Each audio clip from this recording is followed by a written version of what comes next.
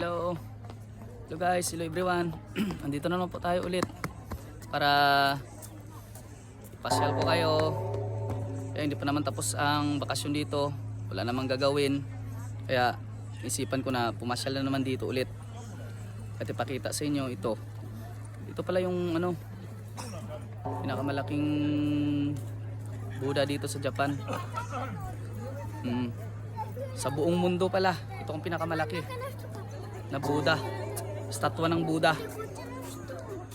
Kaya kayo, sino mang gustong pumunta dito nyo lang ito matatagpuan sa sa Ibaraki, Ushiko.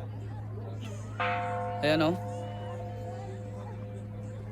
Yan. Tingnan nyo mabuti guys. Yan.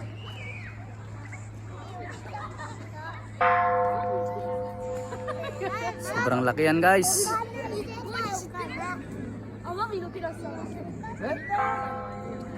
Yan.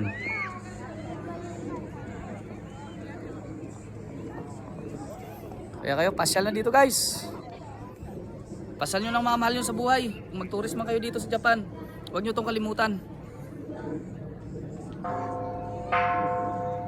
Sigurado may enjoy kayo dito.